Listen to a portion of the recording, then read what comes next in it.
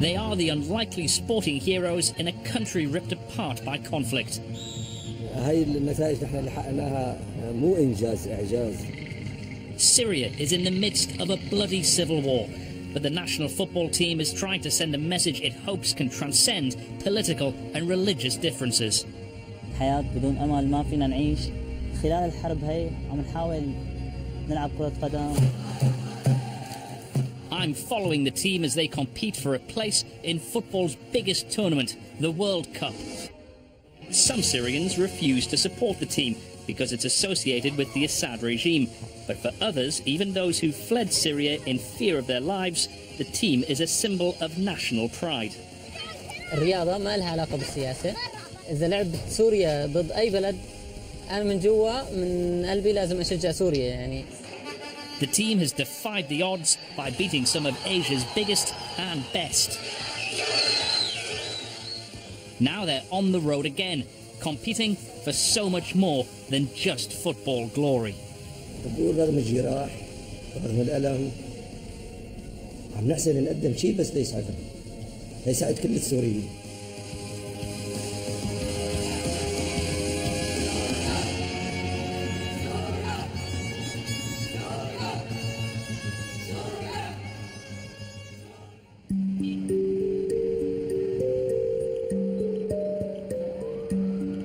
It's Friday afternoon in Damascus, and the weekend is underway.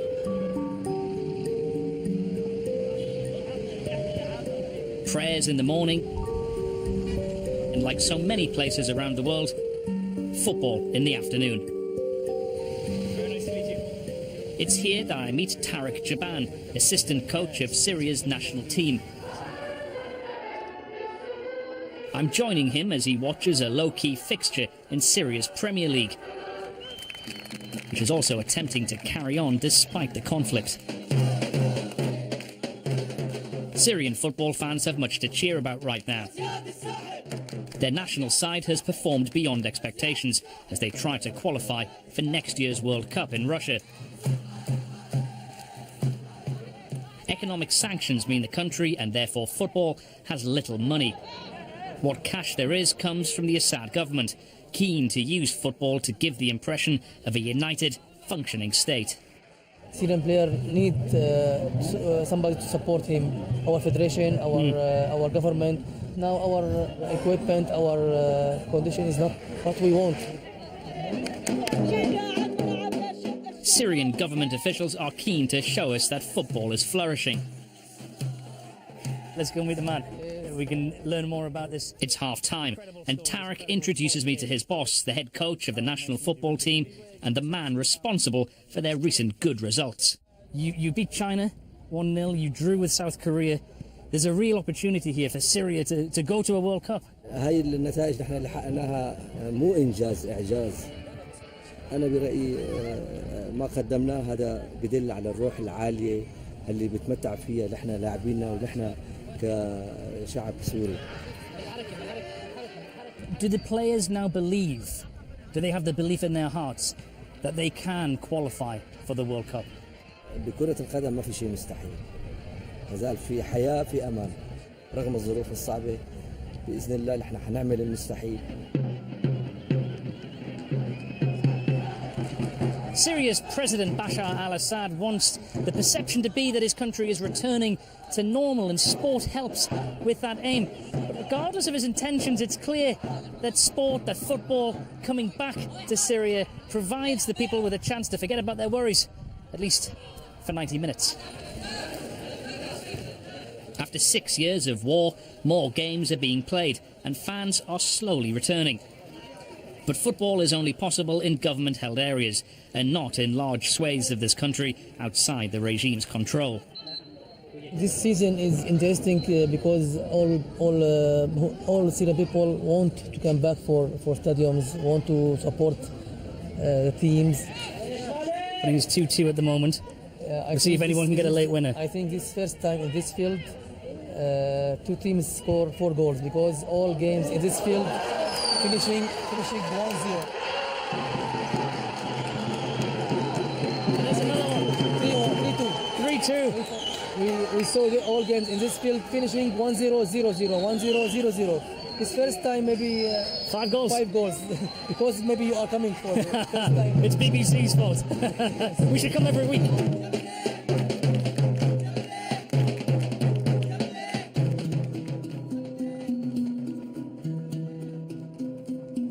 What looks like normal life does go on in President Assad's Damascus, and you'd be forgiven at times for thinking there is no war.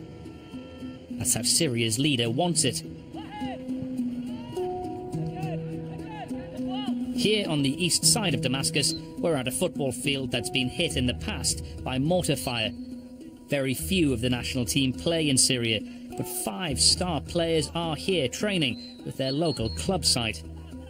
For a variety of reasons, they've stayed in Syria, their career choices complicated by the war. Every so often you can hear the sound of an aerial artillery shell going off somewhere in the distance. We're very close here to one of the front lines, even as we are in the centre of Damascus. But the players, they're not fussed. They haven't even raised an eyebrow. This is the sound of war. It's something they've grown up with. Omar Al-Madani is one of the younger members of the national team. نحن على طول نسمع هاي الأصوات يعني وصوتها عادي عنا يعني صرنا نألف هذا الصوت أكيد يعني نحن في حالة رعب يعني نحن بنحب التمرين بخاف الواحد يصير معه أي مشكلة أهله بالبيت بخاف يصير أي شيء على طول يعني بس نحن تعودنا على هالصوت يعني هذا الصوت صار مألوف عنا. Does this team really believe it can go on and qualify for Russia? أكيد يعني الحياة بدون أمل ما فينا نعيش يعني نحن عم نحاول قد ما فينا نحاول نصل للكأس العالم أكيد يعني إحنا عم نمشي مرحلة صح في كثير في فوارق فنية بيننا وبين المنتخبات أو بيننا وبين الدول اللي عم تنافسنا بس أكيد يعني هذا الشيء ما بيمنع كرة القدم ما فيها شيء مستحيل. The training looks familiar, but that's where similarities between the game here and in other countries ends. The difference is not just the conditions, but the hopes and expectations that are placed upon this team.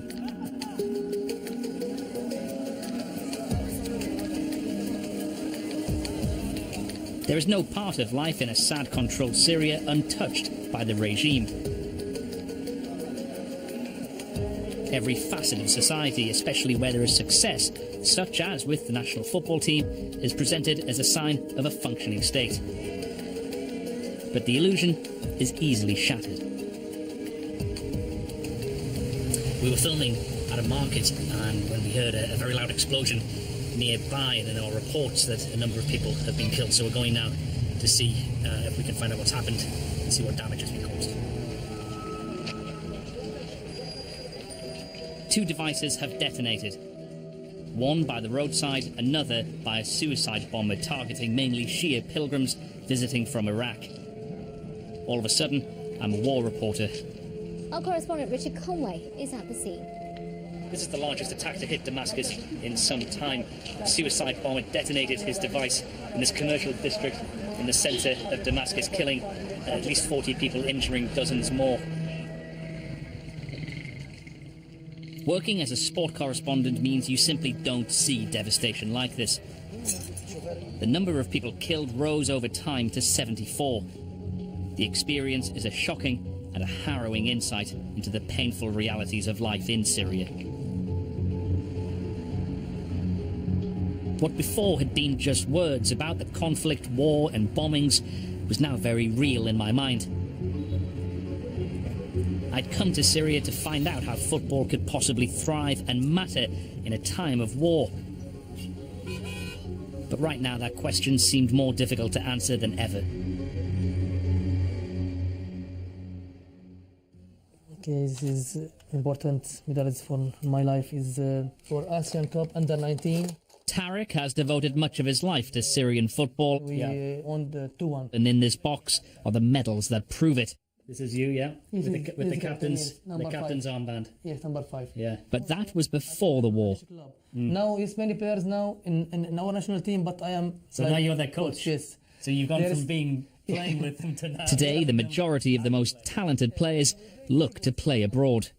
There is a big difference because now you understand before 6 years all Syrian players in national team was playing in Syria, but now we need our player to play outside Syria.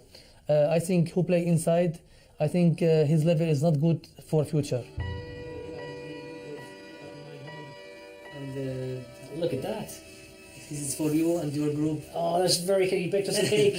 That's so kind of you. Thank you very much. Yes, welcome. Tariq is preparing to say goodbye to his family and fly to Malaysia.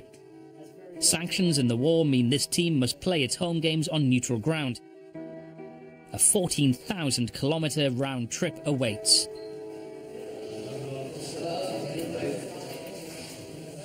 The game against Uzbekistan is arguably the most important match in Syria's history.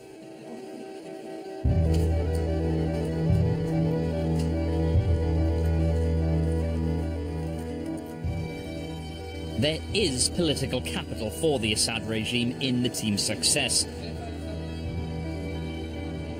But I can't help but wonder if those forced to flee Syria will be supporting the team too.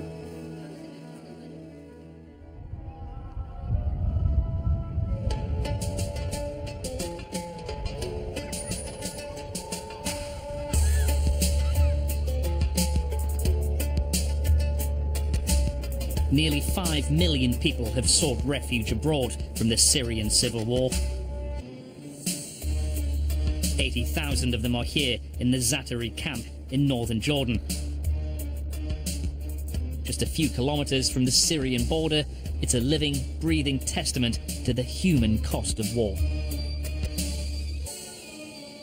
Mohammed Al-Khalaf was a professional footballer with the Syrian top-flight club Al-Majd.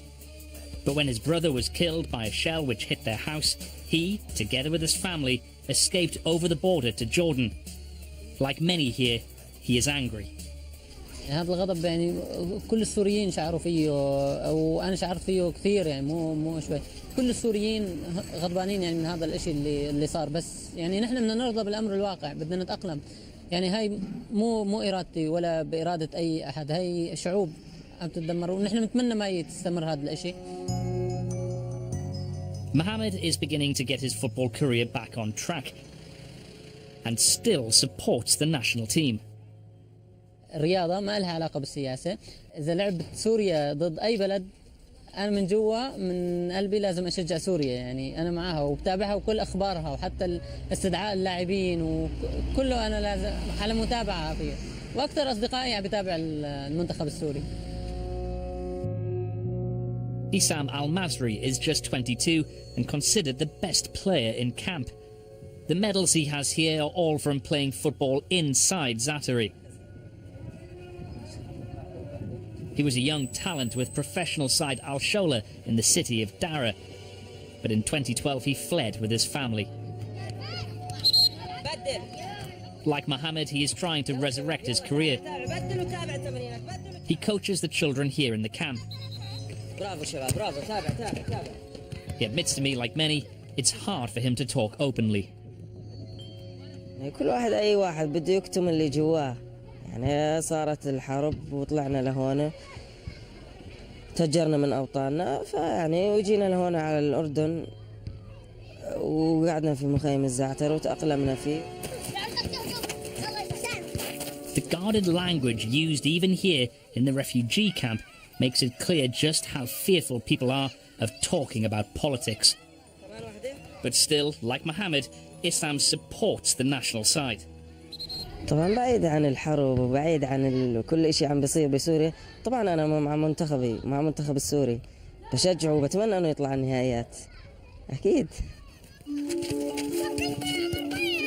Life here in camp is tough, but the people here are safe, having escaped from the war. Now, football is one of the central activities that kids get to enjoy. It's fun, it gives them a sense of purpose, but it also gives them something that's very precious, having escaped from the conflict, a sense of a normal childhood.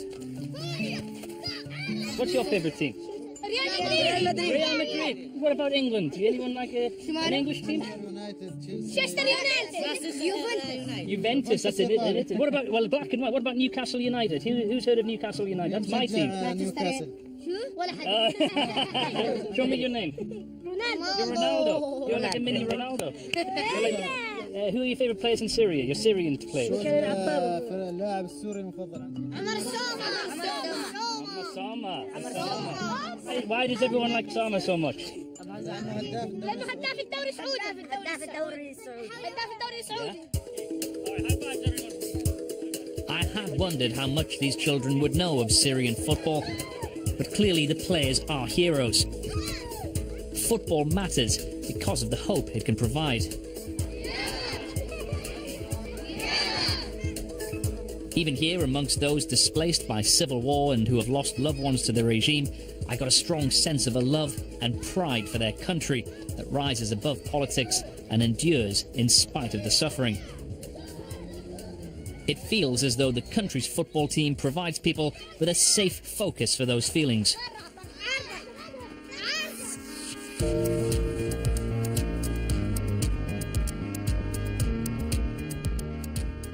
The historic Malaysian resort town of Malacca is the venue for Syria's crucial match against Uzbekistan. And it's now just days away. Those members of the squad who travelled from Syria have been joined by players earning much bigger money in the likes of China, Kuwait and Saudi Arabia. The range of salaries is matched by the range of religions and backgrounds within the squad. I catch up with Omar again and he introduces me to Mardeg Mardigian, one of the few Christians to play for the Syrian side. نحن كشعب سوري ما عندنا اختلاف بين الأديان، ما عندنا اختلاف بين هذا المسيحي مسلم أو شيء، بالعكس كلياتنا أخوة، كلياتنا عايشين مع بعض من زمان وما في اختلافات بين بعض. نحن عم نقدم اسم سوري، يعني ما عم نقدم لا اسم طائفة أو اسم شيء.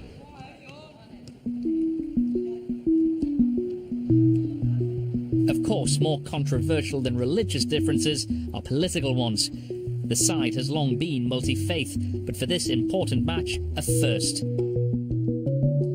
Firaz Al-Khatib, one of the greatest Syrian footballers of this generation, left Syria and criticised the Assad regime. As a result, he has not played in 5 years, but he's returning to the squad for this match. عودة فراس الخطيب أكيد عودة تعطينا دعم وتعطينا دافع، أكيد هو لاعب كبير يعني، وهو ابتعاده أسباب خاصة بتوقع، والحمد لله رجع على المنتخب وإن شاء الله بيعطي الإضافة الكافية إن شاء الله.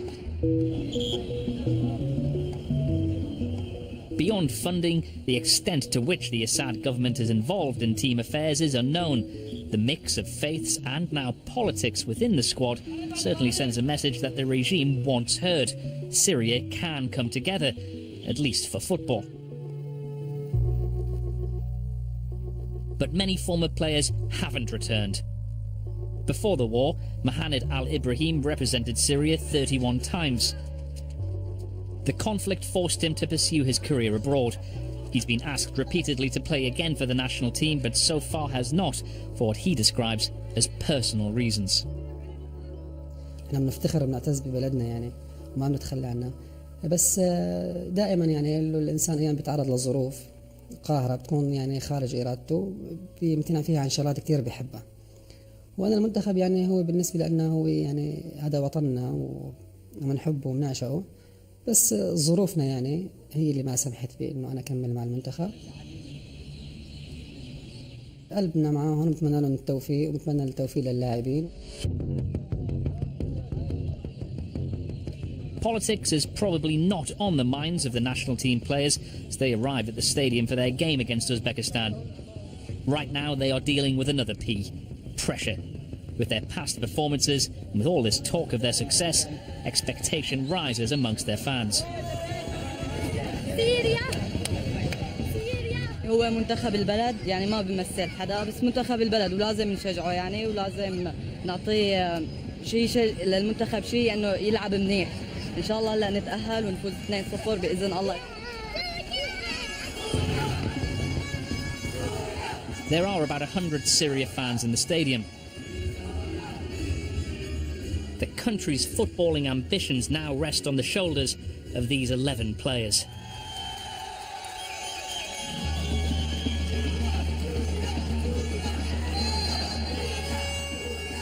It's a close game. At half-time, it's goalless.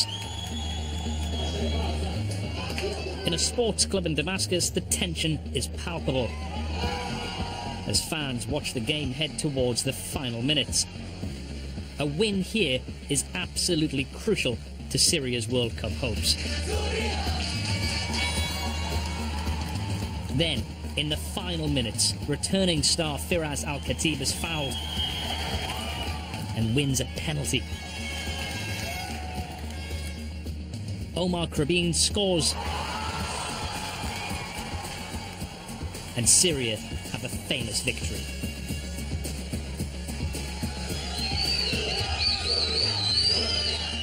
Its meaning to those in Damascus is clear. The final score is Syria 1, Uzbekistan 0. So too here in Malaysia.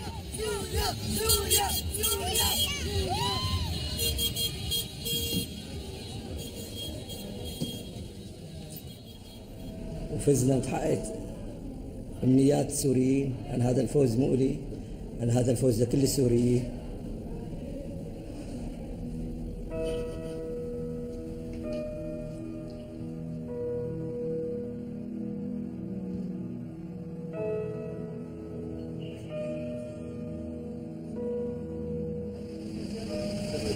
Coach, lovely to meet you. Good luck in South Korea. This team operates under unique circumstances.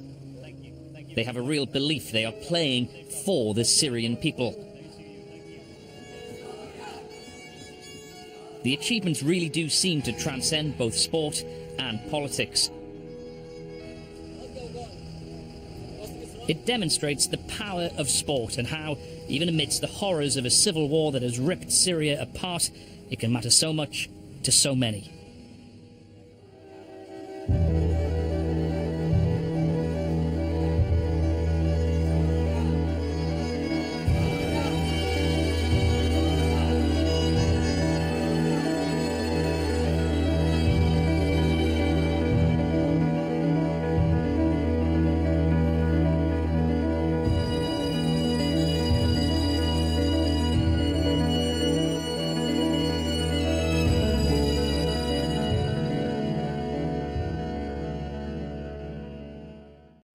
Football matters because of the hope it can provide.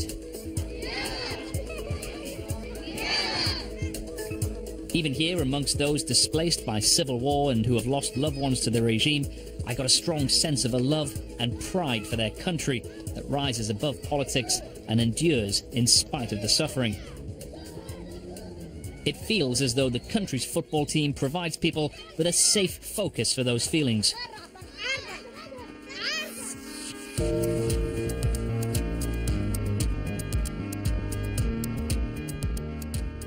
The historic Malaysian resort town of Malacca is the venue for Syria's crucial match against Uzbekistan. And it's now just days away. Those members of the squad who travelled from Syria have been joined by players earning much bigger money in the likes of China, Kuwait and Saudi Arabia. The range of salaries is matched by the range of religions and backgrounds within the squad. I catch up with Omar again and he introduces me.